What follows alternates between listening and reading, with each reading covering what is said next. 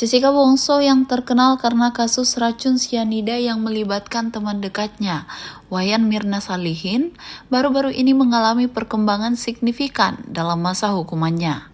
Pengadilan memutuskan bahwa Jessica Wongso akan mendapatkan kebebasan bersyarat setelah menjalani 7 tahun 6 bulan dari vonis 20 tahun penjara yang dijatuhkan kepadanya. Terima kasih. Jadi pembebasan bersyarat itu sebenarnya sudah diatur di dalam Kitab Undang-Undang Hukum Pidana dan Hukum Acara Pidana. Jadi pembebasan bersyarat itu adalah program pembinaan untuk mengintegrasikan narapidana mengintegrasikan narapidana ke dalam lingkungan masyarakat. Syarat-syarat untuk mengikuti program pembebasan bersyarat itu ada beberapa. Yang pertama adalah si terpidana itu telah menjalani 2/3 dari masa hukumannya atau dari masa pidananya, tidak kurang daripada 9 bulan ya. Yang kedua, dia berkelakuan baik, si terpidana itu berkelakuan baik ya. Yang ketiga, telah mengikuti program pembinaan yang diberikan oleh lembaga pemasyarakatan. Dan yang keempat adalah masyarakat dapat menerima kembali narapidana tersebut.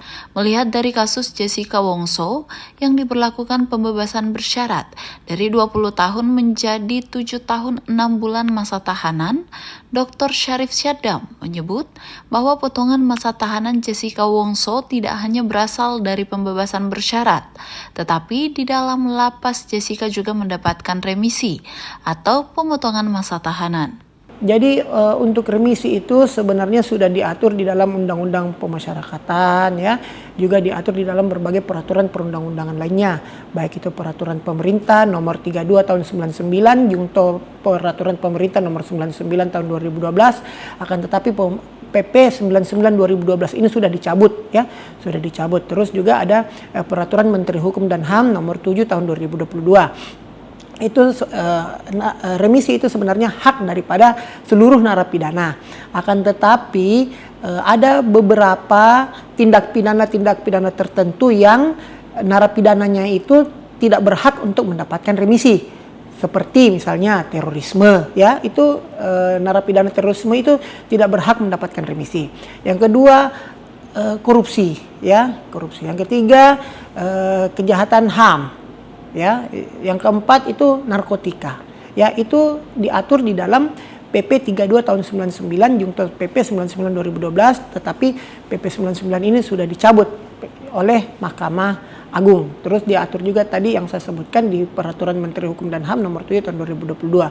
Nah, keempat jenis kejahatan ini tadi yang saya sebutkan, terorisme, narkotika, korupsi, dan kejahatan HAM berat ini itu dia sebenarnya berhak juga mendapatkan remisi. Akan tetapi ada syarat-syarat lainnya supaya mereka dari 4 kejahatan ini bisa mendapatkan remisi. Contoh terorisme itu sebenarnya boleh mereka dapat remisi juga, boleh sebenarnya. Jadi hak seluruh warga binaan pemasyarakatan mendapatkan remisi. Tetapi ada syarat-syaratnya. Contoh terorisme itu untuk mendapatkan remisi ya harus mengikuti program pembinaan yang dilakukan oleh lembaga pemasyarakatan. Itu yang pertama. Yang kedua, dia juga harus mengikuti program pembinaan berupa program deradikalisasi. Ya, deradikalisasi itu proses pemulihan pemikiran yang tadinya radikal menjadi tidak radikal ya. Dr. Syarif Syadam juga menyebut bahwa dalam penegakan hukum di Indonesia sangat diperlukan sinergitas oleh seluruh aparat penegak hukum, baik itu Polri, Kejaksaan, maupun di tingkat pengadilan, agar penegakan hukum kita bisa berjalan dengan optimal. Ia juga menyebut bahwa dalam teori Lawrence Friedman dikatakan bahwa ada 3 faktor penegakan hukum. Yang pertama adalah adanya faktor substansi, yang kedua adanya faktor struktur, dan yang ketiga adanya faktor budaya atau kultur. Ketiga faktor ini berperan penting dalam rangka menegakkan hukum yang ada di Indonesia. Andrea Reren Karina, Unhas TV.